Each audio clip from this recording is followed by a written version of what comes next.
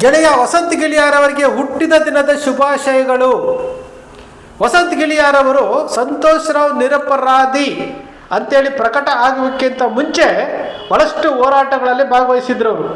ನಾವು ಸೋಷಿಯಲ್ ಮೀಡಿಯಾದಲ್ಲಿ ಗಮನಿಸ್ತಾ ಇದ್ವಿ. ಸಂತೋಷ್ ರಾವ್ ನಿರಪರಾಧಿ ಅಂದ ತಕ್ಷಣ ಮಹೇಶ್ ಶೆಟ್ಟಿ ತಿಮ್ರೋಡಿ ಅವರು, ಕುಸುಮಾವತಿ ಅವರು, ಮೋಹಿತ್ ಅವರು ಜನಜಾಗೃತಿ ಸಭೆಗಳನ್ನು ಮಾಡ್ತಾ ಇರೋ ಸಮಯದಲ್ಲಿ ವಸಂತ್ ಗಿಳಿಯಾರವರು ಸ್ಟಾರ್ಟ್ ಮಾಡ್ತಾರೆ, ಏನಾಯಿತು ಮಗಳೇ ಅಂತೇಳಿ. ಸತ್ಯ ಶೋಧನಾ ವರದಿ ಮಾಡ್ತೇನೆ ಅಂತ ಹೊರಟರು. ಪಬ್ಲಿಕ್ ಮಿರರ್ ಯೂಟ್ಯೂಬ್ ಚಾನಲ್ನ ಮೂಲಕ ಅವರು ಸತ್ಯ ಶೋಧನಾ ಮಾಡಲಿಕ್ಕೆ ಹೊರಟರು. ಮಹೇಶ್ ಶೆಟ್ಟಿ ತಿಮ್ರೋಡಿಯವರು ಮೈಸೂರಿನ ಜಲದರ್ಶಿನಿ ಹತ್ರ ಇದ್ದಾಗ ಅವರನ್ನು ಹುಡ್ಕೊಂಡು ಹೋಗಿ ಅವ್ರ ಹತ್ರ ಮಾತನಾಡ್ತಾರೆ. ಮಹೇಶ್ ಶೆಟ್ಟಿ ತಿಮ್ರೋಡಿ ಅವರು ಹೇಳ್ತಾರೆ, ತನಿಖೆಯಲ್ಲಿ ಲೋಪ ಆಗಿದೆಯಾ ಅಂತ ಕೇಳ್ತಾರೆ. ಹೌದು, ಲೋಪ ಆಗಿದೆ ಅಂತ ಒಪ್ಕೊಳ್ತಾರೆ. ಸತ್ಯ ಶೋಧನೆ ಮಾಡುವಂತಹ ವಸಂತ್ ಗಿಳಿಯಾರವರು ಅಲ್ಲಿ ಆಣೆ ಪ್ರಮಾಣಗಳನ್ನು ಸಹ ಮಾಡ್ತಾರೆ. ನಾಗದೇವತೆಯ ಮುಂದೆ ಆಣೆ ಪ್ರಮಾಣವನ್ನು ಸಹ ಮಾಡಿರುವುದು ಉಂಟು.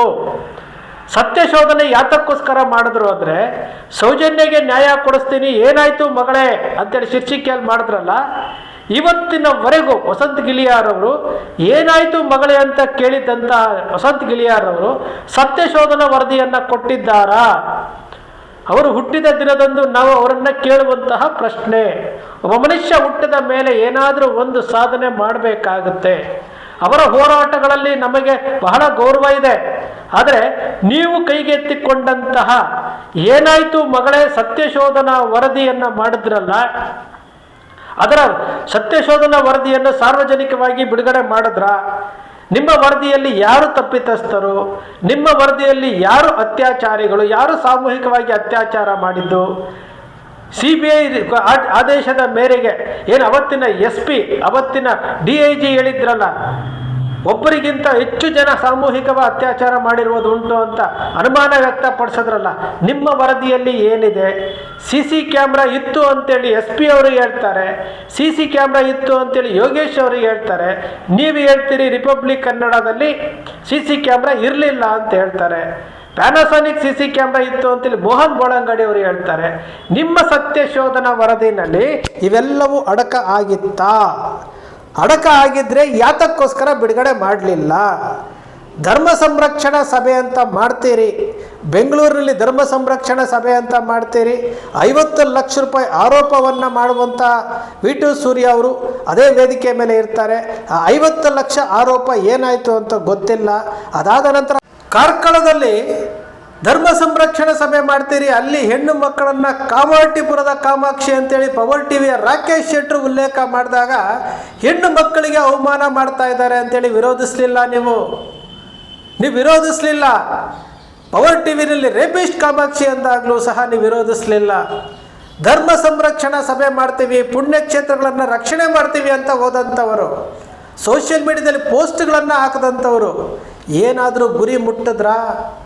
ಅದಾದ ನಂತರ ಸೈಲೆಂಟ್ ಆಗ್ತೀರಿ. ಸತ್ಯಶೋಧನಾ ವರದಿ ಬರೋದಿಲ್ಲ. ಇವತ್ತಿನವರೆಗೂ ಸತ್ಯಶೋಧನಾ ವರದಿ ಬಂದಿಲ್ಲ. ನಿಮ್ಮ ಪ್ರಕಾರ ಸಂತೋಷ್ ರಾವೇ ಅತ್ಯಾಚಾರಿ, ಸಂತೋಷ್ ರಾವೇ ಏನೋ ಕೊಲೆಗಾರ ಅಂತಂದರೆ ಅದಕ್ಕೆ ಪೂರಕವಾದಂತಹ ಅಂಶಗಳನ್ನು ಹೇಳಬೇಕಾಗಿತ್ತಲ್ಲ, ಹೇಳಲಿಲ್ಲ. ನಿಮ್ಮ ವರದಿ ಬರಲಿಲ್ಲ. ಇವತ್ತು ಸುಪ್ರೀಂ ಕೋರ್ಟ್ಗೆ ಯಾಕೆ ಹೋಗ್ತಾ ಇಲ್ಲ ಅಂತೇಳಿ ಮೀಡಿಯಾಗಳಲ್ಲಿ ಮಾತನಾಡ್ತಾ ಇದ್ದಂಥವರು ನೀವು.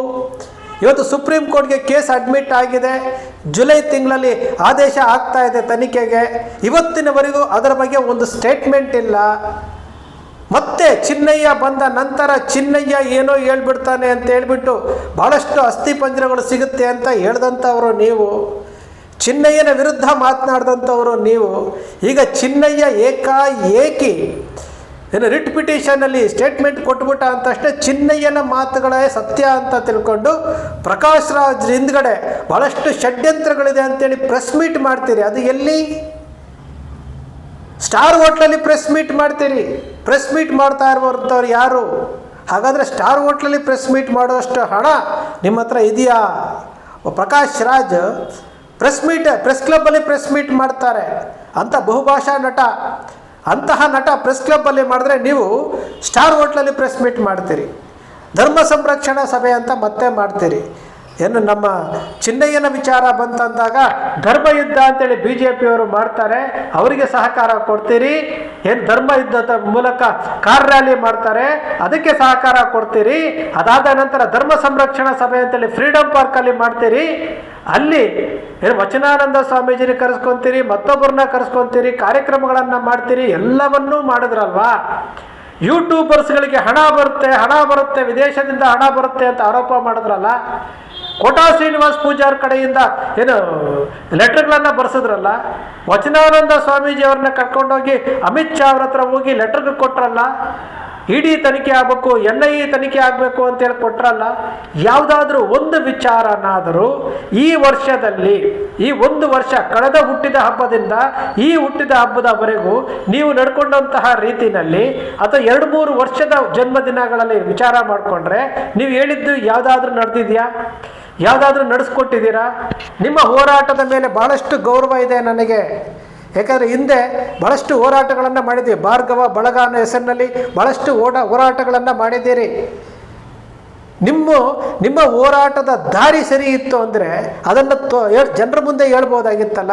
ಯಾರದ್ದೋ ವಕ್ತಾರರಾಗಿ, ಯಾರನ್ನೋ ಉಳಿಸೋದಕ್ಕೋಸ್ಕರವಾಗಿ, ಯಾರನ್ನೋ ಮಾತನಾಡೋದಕ್ಕೋಸ್ಕರವಾಗಿ ಚಿನ್ನಯ್ಯನ ರಿಟ್ ಪಿಟಿಷನ್ ಇಟ್ಕೊಂಡು ಚಿನ್ನಯ್ಯನ ರಿಟ್ ಪಿಟಿಷನಲ್ಲಿರುವಂಥ ಹೇಳಿಕೆಗಳೇ ಸತ್ಯ ಅಂತ ಮಾತನಾಡ್ತಾ ಇದ್ದೀರಲ್ಲ.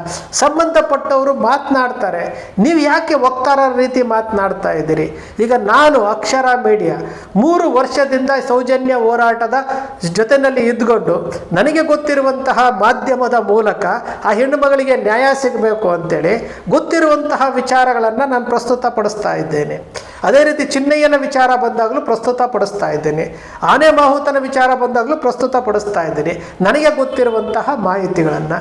ನಿಮಗೆ ಮಾಹಿತಿಗಳನ್ನು ತಿಳ್ಕೊಂಡು ಯಾವುದಾದ್ರೂ ಒಂದನ್ನಾದರೂ ದಡ ಸೇರಿಸಿದ್ದೀರಾ ವಸಂತ್ ಗಿಳಿಯಾರ್ರವರೇ? ಖಂಡಿತ ಸೇರಿಸಿಲ್ಲ. ಇದು ಹೋರಾಟ. ನೀವು ಯಾಕೆ ಬೇರೆ ಯಾರ್ದೋ ವಕ್ತಾರರಾಗಿ ಹೋಗ್ತಾ ಇದ್ದೀರಿ? ಯಾರನ್ನೋ ಉಳಿಸ್ಲಿಕ್ಕೆ ಯಾಕೆ ಹೋಗ್ತಾ ಇದ್ದೀರಿ? ಸಂಬಂಧಪಟ್ಟಂಥವರು ಪ್ರೆಸ್ ಮೀಟ್ ಮಾಡ್ತಾರೆ, ಸಂಬಂಧಪಟ್ಟವರು ಅದಕ್ಕೆ ಬೇಕಾದಂತಹ ವಿಚಾರಗಳನ್ನು ಜನರ ಮುಂದೆ ಹೇಳ್ತಾರೆ. ನೀವು ಯಾಕೆ ವಕ್ತಾರರಾಗಿ ಎಲ್ಲದಕ್ಕೂ ಬರ್ತಾ ಇದ್ದೀರಿ? ನಮ್ಗೆ ಅರ್ಥ ಆಗ್ತಾ ಇಲ್ಲ. ಇದು ಯಾರೋ ವೈಯಕ್ತಿಕ ಹೋರಾಟ ಅಲ್ಲ ವಸಂತ್ ಗಿಳಿಯಾರ್ರವರೇ. ಇಲ್ಲಿ ಹೆಣ್ಣು ಮಕ್ಕಳಿಗೆ ಸಿಗಬೇಕಾದಂತಹ ನ್ಯಾಯಕ್ಕೋಸ್ಕರ ಹೋರಾಟ ಮಾಡ್ತಾ ಇರುವಂಥದ್ದು. ನೀವು ಪ್ರಕಾಶ್ ರಾಜ್ ಅವರು ಹೇಳಿದ ತಕ್ಷಣವೇ ಎಡಪಂಥೀಯರು ಅವರು ಷಡ್ಯಂತ್ರ ಮಾಡ್ತಾ ಇದ್ದಾರೆ, ಕೇರಳಕ್ಕೆ ಹೋಗಿದ್ದಾರೆ, ಮತ್ತೊಂದಕ್ಕೆ ಹೋಗಿದ್ದಾರೆ. ಖಂಡಿತವಾಗಲೂ ಹೌದು. ಚಿನ್ನಯ್ಯ ರಿಟ್ ಪಿಟಿಷನಲ್ಲಿ ಹೇಳಿದಾರಲ್ಲ, ಕೇರಳಕ್ಕೆ ಹೋಗಿದ್ದು, ಆದಿಚುಂಚನಗಿರಿ ಮಠಕ್ಕೆ ಹೋಗಿದ್ದು, ಯಾವುದೋ ಇನ್ನೊಂದು ಮಠಕ್ಕೆ ಹೋಗಿದ್ದು, ಎಲ್ಲ ವಿಚಾರವನ್ನು ಉಲ್ಲೇಖ ಮಾಡಿದಾರಲ್ಲ. ಎಲ್ಲವನ್ನೂ ಸಹ ಗಿರೀಶ್ ಮಟ್ಟಣ್ಣನವರು ಆದಿಚುಂಚನಗಿರಿ ಮಠಕ್ಕೆ ಸ್ವಾಮೀಜಿ ಮುಂದೆ ಕೂತ್ಕೊಂಡಿರುವಂಥದ್ದು, ಚಿನ್ನಯ್ಯ ಆಶೀರ್ವಾದ ತಗೊಳ್ತಾ ಇರುವಂಥದ್ದು, ಚಿನ್ನಯ್ಯ ಮಾತನಾಡ್ತಾ ಇರುವಂಥದ್ದು ಎಲ್ಲ ಫೋಟೋಗ್ರಾಫ್ ಸಮೇತ ಕಳೆದ ವರ್ಷವೇ ಅವರು ಜನರ ಮುಂದೆ ಪಬ್ಲಿಕ್ ಮಾಡಿದ್ರಲ್ಲ. ಯಾವುದು ಮುಚ್ಚುಮರೆ ಏನಿಲ್ವಲ್ಲ. ಬುರ್ಡೆಯನ್ನು ತೆಗೆದುಕೊಂಡು ಸುಪ್ರೀಂ ಕೋರ್ಟ್ಗೆ ಯಾಕೆ ಹೋಗ್ತಾರೆ? ಧನಂಜಯ್ ಅವ್ರನ್ನ ಕರ್ಕೊಂಡು ಸುಪ್ರೀಂ ಕೋರ್ಟ್ಗೆ ಏನಕ್ಕೆ ಹೋಗ್ತಾರೆ? ಅಲ್ಲಿ ಅನ್ಯಾಯ ಆಗಿದೆ, ನ್ಯಾಯ ಸಿಗಬೇಕು ಅಂತ ತಾನೆ. ಸುಮ್ಮನೆ ಬುರ್ಡೆ ತೆಗೆದು ಸುಪ್ರೀಂ ಕೋರ್ಟ್ಗೆ ಯಾರಾದರೂ ಹೋಗ್ತಾರಾ? ಫೋರ್ಸ್ ತೋರ್ಸೋಕ್ಕೆ ಯಾರಾದರೂ ಹೋಗ್ತಾರಾ? ಇಲ್ಲಿ ಚಿನ್ನಯ್ಯ ಅವತ್ತು ಹೇಳಿದಾಗ ಅವನು ವಿಲನ್ ಆಗಿದ್ದ ನಿಮಗೆ. ಇವತ್ತು ಅವನು ಉಲ್ಟಾ ಆಗಿದ ತಕ್ಷಣ ರಿಟ್ ಪಿಟಿಷನ್ ತರಿಸಿದ ತಕ್ಷಣ ಅವನು ಹೀರೋ ಆಗ್ಬಿಟ್ಟ. ಸತ್ಯ ಹೊರಗಡೆ ಬರಬೇಕಲ್ಲ. ಇದೇ ಚಿನ್ನಯ್ಯ ಮಾತನಾಡಿರುವಂತಹ ಮಾತುಗಳ ವಿಡಿಯೋಗಳು ಇವತ್ತು ಸೋಷಿಯಲ್ ಮೀಡಿಯಾದಲ್ಲಿದೆ. Hindi English channel, Kudla rampage ಮತ್ತು ಡಿಟಾಕ್ಸು ಇಲ್ಲೆಲ್ಲ ಮಾತಾಡಿರುವಂಥದ್ದಿದೆ. ಅದರ ಬಗ್ಗೆ ಏನಾದರೂ ಮಾತಾಡಬೇಕಲ್ಲ. ನನಗೆ ಆಶ್ಚರ್ಯ ಆಗ್ತಾ ಇರ್ಬೋದು, ವಸಂತ್ ಗಿಳಿಯಾರವರು ಒಬ್ಬ ಸ್ವತಂತ್ರವಾಗಿ ಹೋರಾಟ ಮಾಡ್ತಾ ಇದ್ದಂತಹ ವ್ಯಕ್ತಿ ಇವತ್ತು ಯಾರಿಗೋ ಉಳಿಸೋದಕ್ಕೆ, ಯಾರನ್ನೋ ರಕ್ಷಣೆ ಮಾಡೋದಕ್ಕೋಸ್ಕರವಾಗಿ ವಕ್ತಾರರಾಗಿ ಯಾಕೆ ಕೆಲಸ ಮಾಡ್ತಾ ಇದ್ದಾರೆ? ಇನ್ನು ವಸಂತಗಳನ್ನು ಪೂರೈಸುವಂತಹ ಬಹಳಷ್ಟು ವಿಚಾರಗಳು ಇದ್ದಾವೆ. ನಾವು ಕೇಳ್ತಾ ಇರುವಂಥ ಪ್ರಶ್ನೆ ಇಷ್ಟೇ, ನೀವು ಕೈಗೆ ಎತ್ತಿಕೊಂಡಿರುವಂತಹ ಯಾವುದಾದ್ರೂ ಒಂದು ವಿಚಾರ ಆದರೂ ಗುರಿ ತಲುಪಿದೆಯಾ? ಪರಿಪೂರ್ಣ ಮಾಡಿದ್ದೀರಾ ವಸಂತ್ ಗಿಳಿಯಾರವರೇ? ವಿಚಾರ ಮಾಡಿ. ನಾವು ಕೇಳ್ತಾ ಇರೋದು ಇಷ್ಟೇ. ನೀವು ಸಂತೋಷ್ ರಾವ್ ನಿರಪರಾಧಿ ಅಂದ ತಕ್ಷಣವೇ ನೀವು ಫಸ್ಟ್ ತಗೊಂಡಿರುವಂಥದ್ದು ಸತ್ಯಶೋಧನ ಅಂತೇಳಿ. ಏನಾಯಿತು ಮಗಳೇ ಅಂತೇಳಿ ಅದಕ್ಕೆ ಏನಾದರೂ ಔಟ್ಪುಟ್ ಕೊಟ್ಟಿದ್ದೀರಾ? ಜನರ ಮುಂದೆ ತಿಳಿಸಿದ್ದೀರಾ? ಖಂಡಿತವಾಗ್ಲೂ ಇಲ್ಲ. ಅದು ಬಿಟ್ಬಿಟ್ರಿ. ನೆಕ್ಸ್ಟ್ ಧರ್ಮ ಸಂರಕ್ಷಣೆ ಅಂತ ಮಾಡಿದ್ರಿ. ಅದನ್ನಾದರೂ ತಗೊಂಡೋಗಿ ಗುರಿ ಮುಟ್ಟಿಸಿದ್ರ ಅಂದರೆ ಅದು ಅರ್ಧಕ್ಕೆ ಬಿಟ್ರಿ. ಈಗ ಮತ್ತೊಮ್ಮೆ ಬಂದಿದ್ದೀರಿ ಪುಣ್ಯಕ್ಷೇತ್ರ ರಕ್ಷಣೆ ಅಂತೇಳಿ ಸ್ಟಾರ್ ಹೋಟ್ಲಲ್ಲಿ ಒಂದು ಪ್ರೆಸ್ ಮೀಟ್ ಮಾಡಲಿಕ್ಕೆ ಬಂದಿದ್ದೀರಿ. ಜೊತೆಗೆ ಚಕ್ರವರ್ತಿಯವ್ರನ್ನೂ ಕೂರಿಸ್ಕೊಂಡು ಬಂದಿದ್ದೀರಿ. ಏನಾದರೂ ಹೋಗಲಿ, ನೀವು ಮಾತಾಡ್ತಾ ಇದ್ದು ಸಮೀರಿನ ವಿಚಾರ ಮಾತಾಡಿದ್ರಿ. ಸಮೀರ್ ಅದು ಮಾಡ್ದ, ಇದು ಮಾಡ್ದ, ಹಂಗೆ ಮಾಡ್ದ, ಹಿಂಗೆ ಮಾಡ್ದ ಅಂತ ಮಾತಾಡಿದ್ರಿ. ಸಮೀರಿನ ಮೇಲೆ ಇಲ್ಲದ ಸಲ್ಲದ ಆಪಾದನೆಗಳನ್ನು ಬರೆಸಿದ್ರಿ. ಸಮೀರನ್ನು ಬಾಯಿ ಮುಚ್ಚಿಸೋವಂಥ ಕೆಲಸ ಮಾಡಿದ್ರಿ. ಏನಾದರೂ ಸಫಲ ಆಯಿತಾ? ಯಾವುದೂ ಸಫಲ ಆಗಿಲ್ಲ. 74 UDRಗಳ ಬಗ್ಗೆ ಇವತ್ತು ಹೈಕೋರ್ಟಲ್ಲಿ ರಿಟ್ ಪಿಟಿಷನ್ ಸಲ್ಲಿಕೆ ಆಗಿದೆ. ಅಲ್ಲಿ ವಿಚಾರಣೆ ಪ್ರಾರಂಭ ಆಗಿದೆ. ಯಾವಾಗಾದರೂ ಮಾತಾಡಿದ್ರ ನೀವು? ಖಂಡಿತ ಮಾತಾಡಿಲ್ಲ. SIT ರಿಪೋರ್ಟ್ನಲ್ಲಿ SIT ರಿಪೋರ್ಟ್ ಅವರು ನ್ಯಾಯಾಲಯಕ್ಕೆ ಕೊಟ್ಟಿರುವಂಥ ರಿಪೋರ್ಟಲ್ಲಿ ಚಿನ್ನಯ್ಯ ಆಗದಿರುವಂಥ ಜಾಗದಲ್ಲಿ 3 ಅಸ್ಥಿಪಂಜರಗಳು ಸಿಕ್ತು ಅಂತ ಕೊಟ್ಟಿದ್ದಾರೆ. ಅದ್ರ ಬಗ್ಗೆ ಏನಾದರೂ ಮಾತಾಡಿಲ್ಲ. ಬಂಗ್ಲೆಗುಡ್ಡದಲ್ಲಿ ಏನು ಅಸ್ಥಿಪಂಜರಗಳು ಸಿಕ್ಕಿದೆವಲ್ಲ, ಇವತ್ತು SITನವ್ರು ಬಂದು ತನಿಖೆ ಮಾಡ್ತಾ ಇದ್ದಾರಲ್ಲ, 7 ಜನಕ್ಕೆ ಮ್ಯಾಚ್ ಮಾಡ್ತಾ ಇದ್ದಾರಲ್ಲ, ಅದ್ರ ಬಗ್ಗೆ ಏನಾದರೂ ಮಾತಾಡಿದ್ರ ಅಂದರೆ ಅದೂ ಇಲ್ಲ. ಹಾಗಾದರೆ ನೀವು ಮಾಡ್ತಾ ಇರುವುದು ಏನು? ನೀವು ಹುಟ್ಟುಹಬ್ಬದ ದಿನದಂದು ನಿಮಗೆ ಶುಭಾಶಯಗಳನ್ನು ಕೋರ್ತಾ ಇದ್ದೀವಿ, ಶುಭ ಹಾರೈಕೆಗಳನ್ನು ಕೇಳ್ತಾ ಇದ್ದೀವಿ. ಒಂದು ಹೋರಾಟ, ಇಷ್ಟು ದೊಡ್ಡ ಮಟ್ಟದ ಹೋರಾಟ ಮಾಡಬೇಕಾದ್ರೆ ಹೋರಾಟಗಾರರನ್ನು ಗುರಿಯಾಗಿಸ್ಕೊಂಡು ಮಾತನಾಡ್ತಾ ಇದ್ದೀರಲ್ಲ. ಹುಟ್ಟಿದ ದಿನದಂದು ನಿಮಗೆ ನೀವೇ ಪ್ರಶ್ನೆ ಮಾಡ್ಕೊಳ್ಳಿ. ನಿಮಗೆ ಶುಭಾಶಯಗಳನ್ನು ಹೇಳ್ತಾ ಇದ್ದಾರೆ, ಬಹುರೂಪಿ ಅಂತಾರೆ, ನಿಮಗೆ ಭಾಳಷ್ಟು ಹೊಗಳಿಕೆ ಮಾತುಗಳನ್ನು ಹೇಳ್ತಾ ಇದ್ದಾರೆ.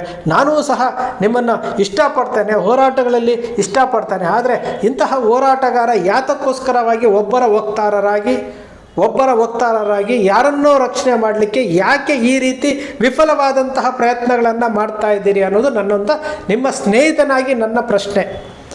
ಸ್ನೇಹಿತರೆ, ನಿಮ್ಮ ಅಕ್ಷರ ಮೀಡಿಯಾ ಯಾವತ್ತಿಗೂ ದಾರಿ ತಪ್ಪಿಸುವಂಥ ಕೆಲಸ ಮಾಡಲ್ಲ, ವಾಸ್ತವದ ವಿಚಾರಗಳನ್ನು ವಿಶ್ಲೇಷಣೆ ಮಾಡುತ್ತೆ. ನಿಮ್ಮ ಅಕ್ಷರ ಮೀಡಿಯಾದ ವಿಶ್ಲೇಷಣೆ ನಿಮ್ಗೆ ಇಷ್ಟ ಆಯಿತು ಅಂದರೆ ಸಬ್ಸ್ಕ್ರೈಬ್ ಆಗಲಿಲ್ಲ ಅಂದರೆ ಸಬ್ಸ್ಕ್ರೈಬ್ ಮಾಡ್ಕೊಳ್ಳಿ. ಪಕ್ಕದಲ್ಲಿ ಕಾಣುವಂಥ ಬೆಲ್ ಐಕಾನ್ ಪ್ರೆಸ್ ಮಾಡಿ, ಶೇರ್ ಮಾಡಿ, ಪ್ರೋತ್ಸಾಹ ನೀಡಿ.